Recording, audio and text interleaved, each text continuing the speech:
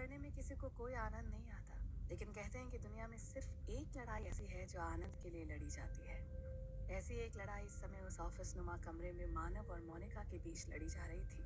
और अचानक उस लड़ाई की कमान नीचे मौजूद मोनिका ने अपने हाथों में थाम ली। रुक जाओ।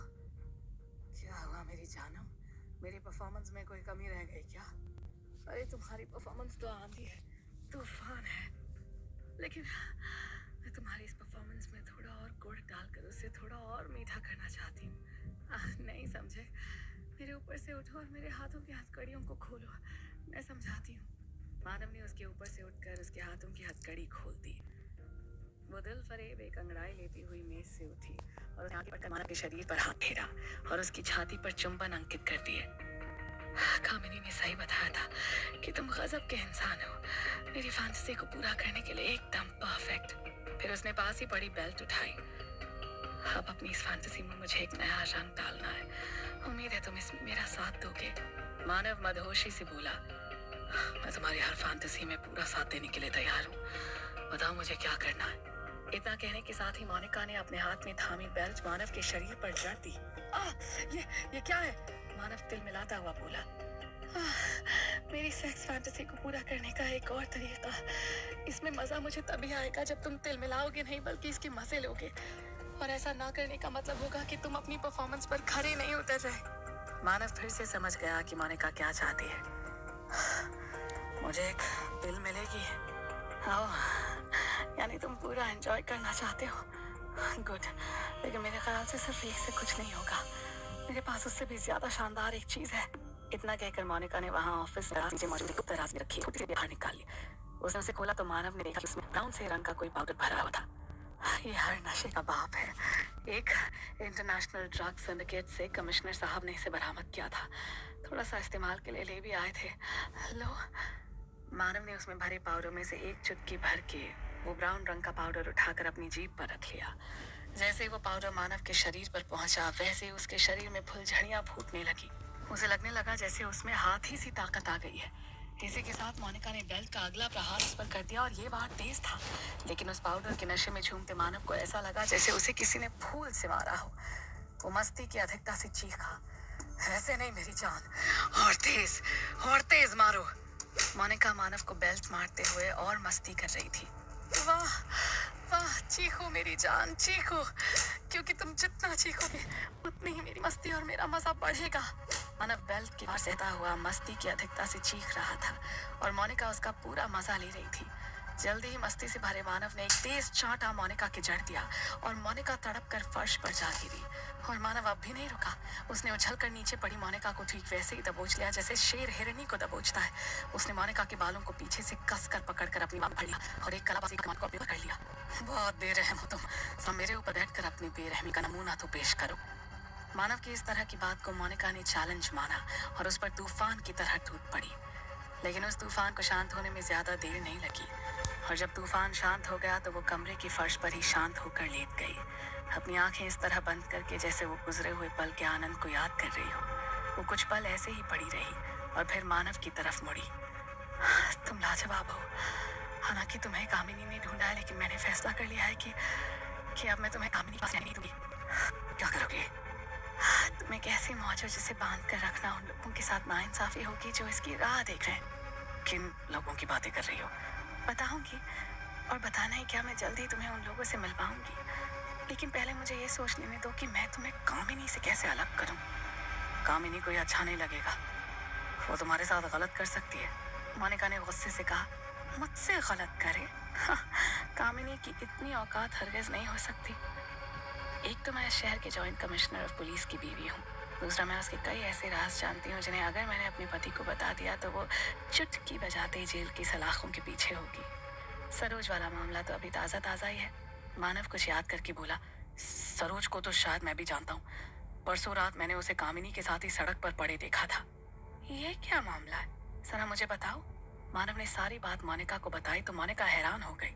हाँ, अब सब कुछ मेरी समझ में आ रहा है। सरोज कामिनी की बहुत बड़ी दुश्मन थी। परसों रात पार्टी में जब सरोज गोलियों के नशे में बुरी तरह से चूर थी तो कामिनी उसे घर छोड़ने के लिए अपने साथ ले गई थी। कामिनी ने जरूर उसका कुछ बुरा किया है और उसने जब तुम्हें आता देखा तो अपने आप को घायल दिखाने के लिए ड्रामा किया होगा। हाँ, ऐसा हो सकता है। ऐसा ही हुआ है। सरोज को गायब कर दिया है और ये भी हो सकता है कि कामिनी ने उसे हमेशा के लिए इस दुनिया से गायब कर दिया, मार डाला उसे।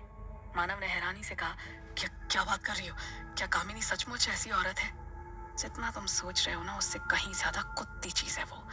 लेकिन मेरे सामने उसकी एक नहीं चलेगी, और अब तो बिल्कुल भी नहीं। लेकिन मैं शायद कामिनी को नहीं छोड़ सकता। ऐसा क्यों?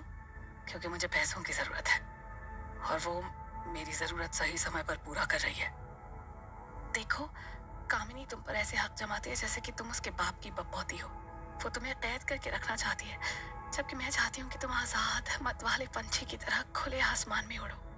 रही बात पैसों की, तो बताओ कितना पैसा चाहिए तुम्हें? मानव ने जब 5 लाख रुपए का जिक्र किया तो मोनिका के लिए ये कोई बड़ी बात नहीं थी। ठीक है, मैं तुम्हारे लिए 5 लाख का इंतजाम करूंगी, लेकिन उसके लिए तुम्हें एक काम करना होगा। मेरे साथ कॉन्ट्रैक्ट साइन करना होगा।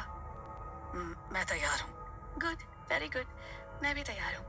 आ जाओ। कहते हुए मोनिका ने अपनी बाहें मानव की तरफ फैला दी। ये क्या? मेरे राजा, हमारा अभी अभी नया कॉन्ट्रैक्ट हुआ है।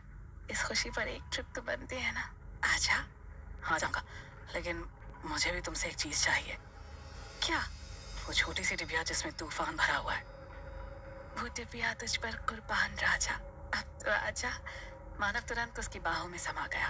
अब मानव को अपनी बाहों में पाकर मोनिका ऐसी खुश नजर आ रही थी जैसे उसके हाथ कोई बड़ा खजाना लग गया हो, उसने कोई बड़ी लड़ाई जीत ली हो।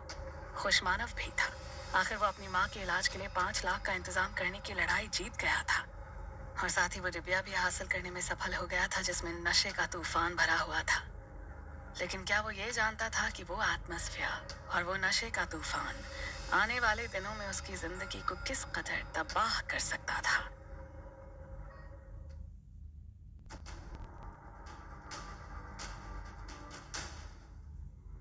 जब मानव ने अपने घर में कदम रखा तो उसने अपनी माँ को सोते हुए पाया, जबकि उसकी बहन नेहा कपड़े धोने की तैयारी में लगी थी।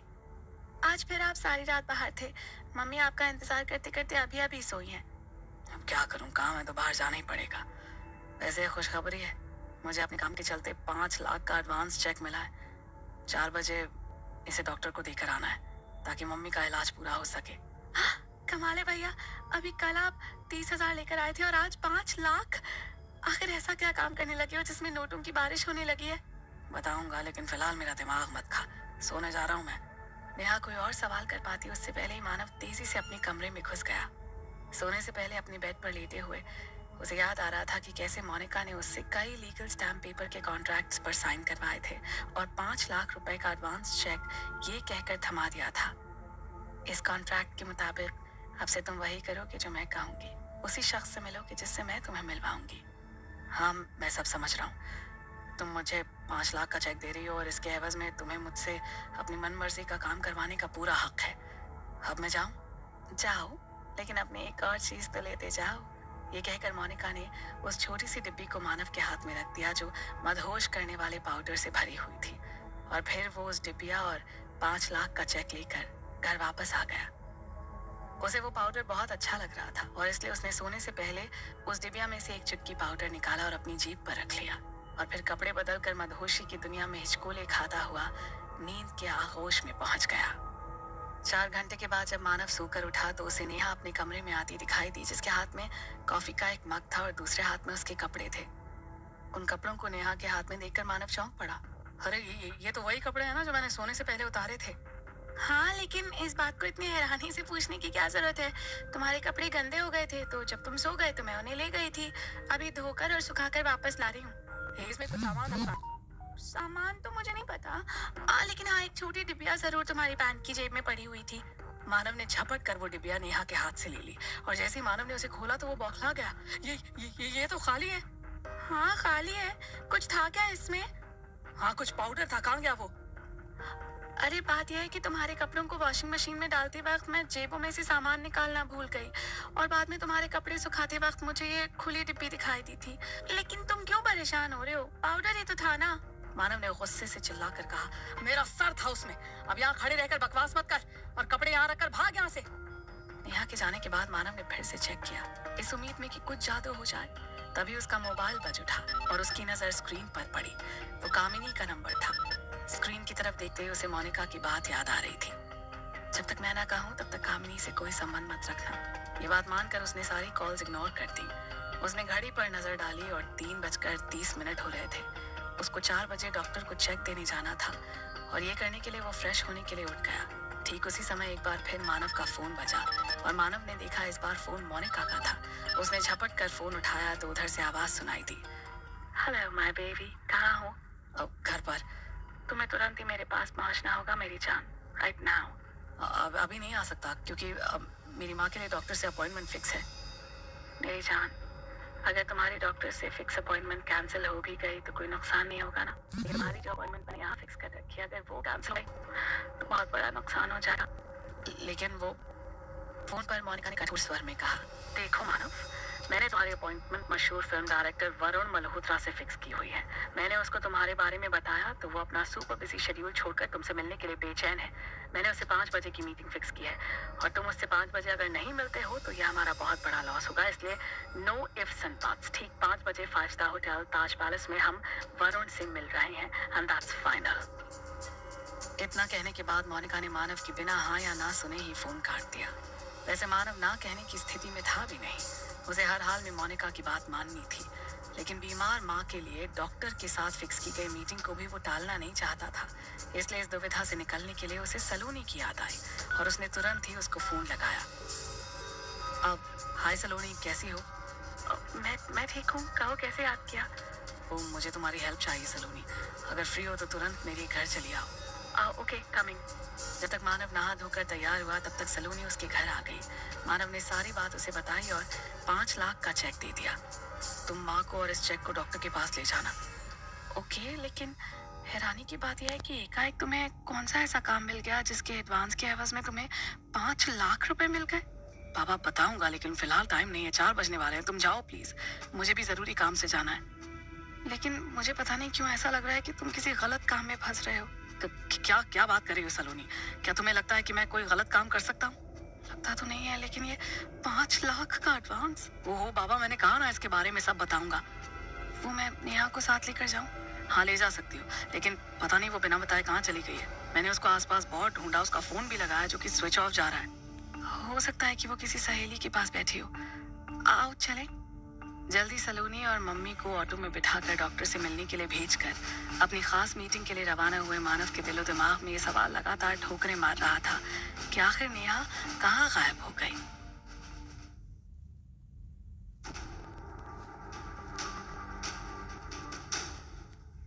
शानदार ढंग से बना सवरा मानव इस समय मोनिका के साथ 5 स्टार होटल ताज पैलेस के डिस्को में था, जहां सब गानों पर एक दूसरे से लिपटे डांस कर रहे थे। मोनिका ने पूछा, तुम डांस करोगे? मानव ने देखा वो परेशान हो गया। यहाँ कौन डांस कर रहा है? सभी एक दूसरे से ऐसे लिपटे हुए जैसे उम्र भर जुदा नहीं होंगे। अगर ये डांस है तो सॉरी, मुझे नहीं करना। मोनिका ने खिलखिलाते हुए हंसकर कहा। इस डिस्को की 3 लाख की मेंबरशिप देकर लोग ऐसा ही डांस करने आते हैं। अगर उन्हें तुम्हारे टाइप का डांस करना हो तो 300 रुपए देकर किसी भंगड़ा पार्टी में नहीं चले जाएंगे? ठीक कहा। वो रहा। कौन? वही जिसने हमें बुलाया है और जिसकी तलाश में हम यहाँ आए हैं, वरुण गौहर उर्फ मल्होत्रा। मानव ने उसे देखा, वो भी जोड़े में ही डांस कर रहा था। फर्क सिर्फ इतना था कि बाकी के जोड़ों में एक फीमेल थी और दूसरा मेल, जबकि वरुण गौहर के जोड़े में एक नौजवान लड़का था जिसमें वो इस तरह लिपटा हुआ था कि अगर उसे मौका मिलता तो वो पूरे का पूरा उसके जिस्म में समा जाता। मोनिका उसके पास पहुंची और बड़े प्यार से उसके कंधे पर हाथ रखकर उसे प्यार से समझाया। हाय क्यूट बेबी। वरुण ने उस लड़के से चिपटे चिपटे मोनिका को देखा। उसने मोनिका से कहा, हाय चार्मिंग। मोनिका ने उस लड़की की तरफ इशारा किया और कहा, ये दलिया कहाँ खा रहे हो क्यूट बेबी? मैं तो तुम्हारे लिए एक स्टैंडर्ड सुपर डिश अपने साथ लेकर आई हूँ, मिलना चाहोगे उससे? मोनिका की बात सुनकर वरुण गौहर उस लड़की से ऐसे अलग हुआ जैसे उसमें करंट आ गया हो और वो तुरंत ही मोनिका के साथ चला गया। मोनिका मुस्कुराते हुए उसे एक तरफ खड़े मानव के पास ले आई। मीट क्यूट बेबी, या सुपर डिश मानव। मानव को देखकर वरुण हैरान हो गया। उसने मानव को पैरों से लेकर सिर तक ऐसे देखा जैसे अनारकली का मुजस्मा बनाने वाले ने उसे देखा हो। फिर एक पल बाद उसके मुंह से निकला, हाय। मानव ने पूछा, क्या हुआ? यहाँ नहीं बता सकता ना, मेरे स्वीट में चलो। मानव ने पहली बार जब उसकी आवाज सुनी तो वो हैरान रह गया, क्योंकि वो दिखने में अच्छा खासा मर्द नजर आ रहा था, लेकिन उसकी आवाज बिल्कुल जनाना थी। औरतों की आवाज में जो लोच और नजाकत भरी होती है, वो वरुण गौहर की आवाज में भी थी। कुछ ही देर बाद वो ताज होटल के सबसे महंगे और शानदार स्वीट में पहुंच गए। सामने बैठी मोनिका ने वरुण गौहर से पूछा, जो अभी तक अपनी खुर्दबीन जैसी निगाहों से मानव के शरीर को घूर रहा था, कैसी लगी स्वीट डिश क्यूट बेबी? बहुत शानदार। तुम इजाजत दो तो अभी खा लूं। Don't be silly cute baby, तुम्हारे लिए ही तो है, लेकिन पहले इंट्रोडक्शन तो हो जाए।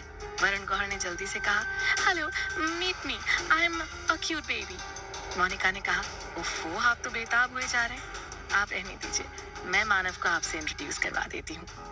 इनका नाम वरुण गौहर है, अपने हिंदुस्तान की बहुत बड़ी फिल्म इंडस्ट्री फैमिली से ताल्लुक रखते हैं। पिछले 5 सालों में जो 50 सुपर डुपर हिट फिल्में बनी है ना, उनमें से 40 फिल्में वरुण गौहर के प्रोडक्शन हाउस से निकली हैं। फिल्म इंडस्ट्री के बड़े बड़े सुपरस्टार इनके ऑफिस के दरवाजे पर लाइन लगाकर खड़े रहते हैं, और जल्द ही हिंदुस्तान की सबसे बड़ी बजट की फिल्म इनके प्रोडक्शन हाउस से ही अनाउंस होने वाली है। ओह, उसमें अभी थोड़ा टाइम लगेगा बेबी। क्यों?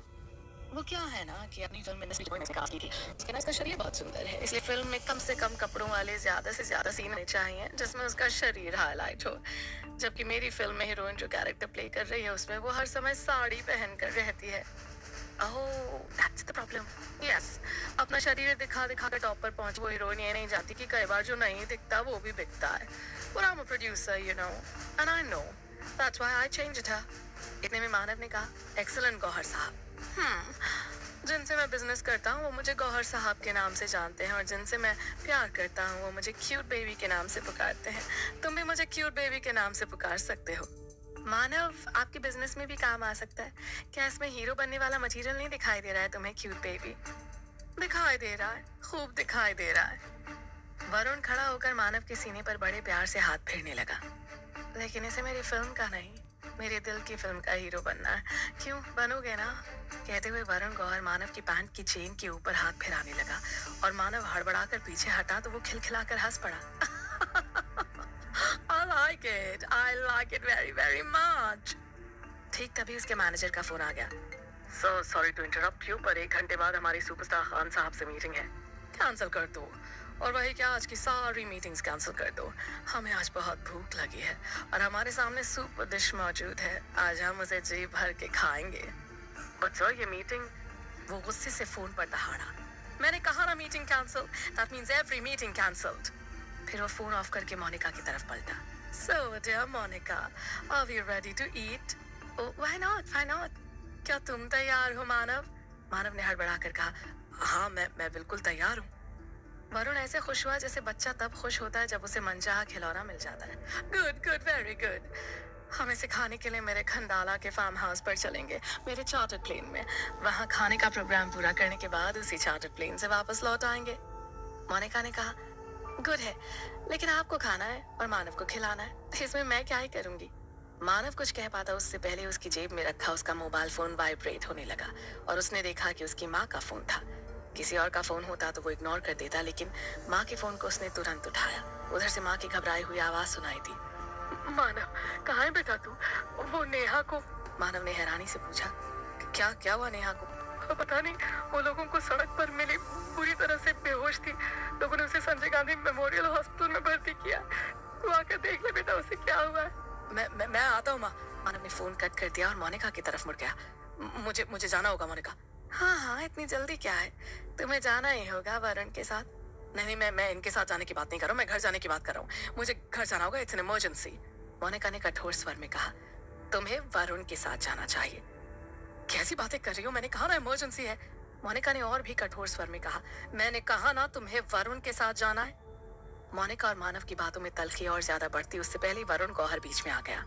हाँ मोनिका बेबी, इतना कॉम्प्लिकेशन किस लिए? वो कह रहा ना इमरजेंसी है तो होगी इमरजेंसी, जाने दो उसे।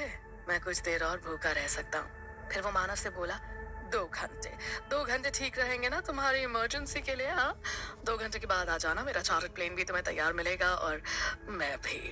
कुछ बोलने की जगह मानव उस स्वीट से ऐसे निकला जैसे हवा का गोला निकलता है।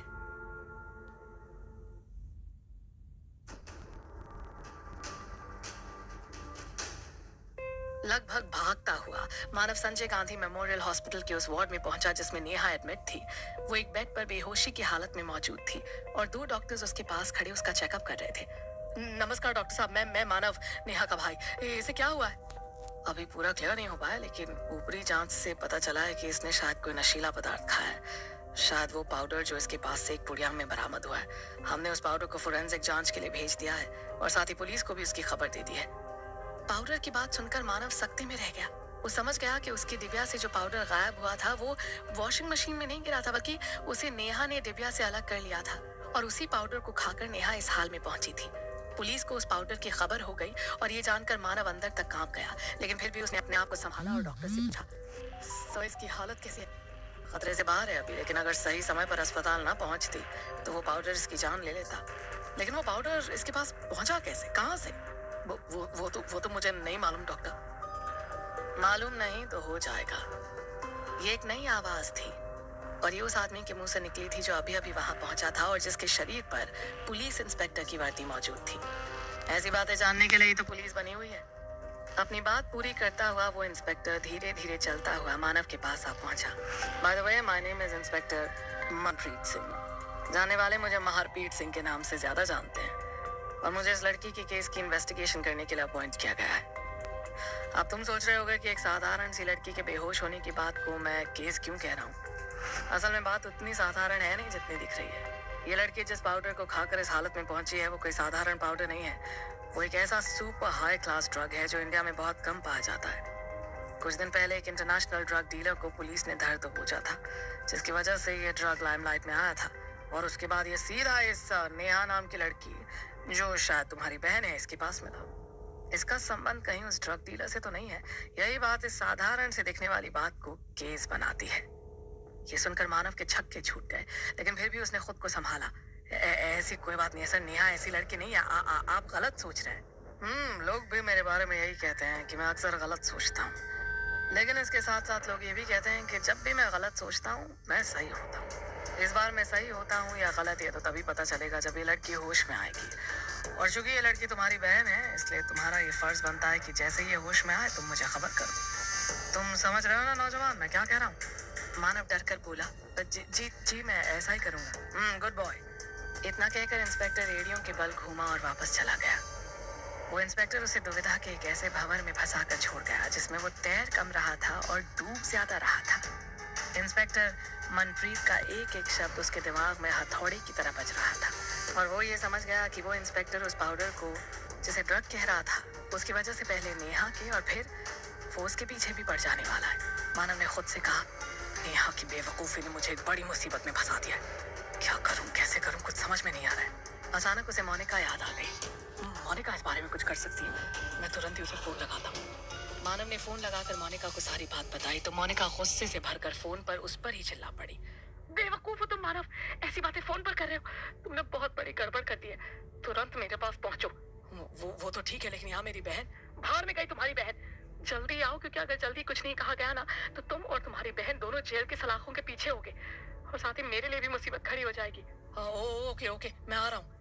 फोन बंद करने के बाद मानव ने बेड पर लेटी बेहोश नेहा पर एक नजर डाली और तेजी से बाहर की तरफ चला गया। वो इतनी हड़बड़ी में था कि अस्पताल के रूम का दरवाजा पार करते हुए वो अंदर आती एक औरत से जा टकराया और वो औरत कोई और नहीं थी, कामिनी थी। बहुत जल्दी में हो मानव। कामिनी, तुम यहाँ? हाँ, जब तुम मेरा फोन नहीं उठा रहे थे तो मैंने सोचा तुम्हारा घर तो मैं जानती हूँ, तुमसे क्यों ना रूबरू मिल लूं। तुम्हारे घर पहुंची तो यहाँ अस्पताल में एडमिट तुम्हारी बहन के बारे में पता चला और ये भी पता चला कि तुम यहाँ आए हुए हो तो मैं सीधा यहीं चली आई। अब अच्छा क्या? अच्छा, और ये भी अच्छा हुआ कि मैं सही समय पर यहाँ पहुँच गई। अगर देरी करती तो तुम्हारी जल्दबाजी बता रही है कि तुम तो यहाँ से निकल गए होते। हाँ, मुझे तुरंत कहीं पहुँचना है। अरे चले जाना राजा, पहले जरा साइड में आओ, मुझे तुमसे कुछ बात करनी है। देखो कामिनी, इस समय मैं बात करने की पोजीशन में नहीं हूँ, प्लीज मैं जल्दी आकर तुमसे मिलता हूँ। जवाब में कामिनी नागिन की जैसी फुफकार उठी, बकवास मत करो, मैंने कहा है ना मुझे तुमसे बात करनी है तो करनी है। और तुम्हारी औकात कैसे हो गई कि तुम मेरी बात टाल सको? इधर आओ मेरे साथ। कहते हुए कामिनी ने मानव का हाथ पकड़कर उसे एक तरफ खींच लिया और मानव ने तुरंत एक झटके से अपना हाथ कामिनी ठाठ से छुड़ाया। कामिनी प्लीज ट्राई टू अंडरस्टैंड, मैं इस समय बहुत परेशान हूँ, मुझे तुरंत ही कहीं पहुंचना है, प्लीज मुझे थोड़ा समय दे दो, मैं तुमसे आकर मिलता हूँ ना। मैं जानती हूँ तुम किससे मिलोगे। घर जाने के बाद तुम मेरा फोन भी पिक नहीं करोगे, इसलिए मुझे तुमसे अभी कुछ बातें करनी, मुझे अभी तुम्हारा टाइम चाहिए। मानव ने इस बार जोर से गुस्से से चिल्लाकर कहा, नहीं मिलेगा अभी टाइम, हटो मेरे रास्ते से, जाने दो मुझे।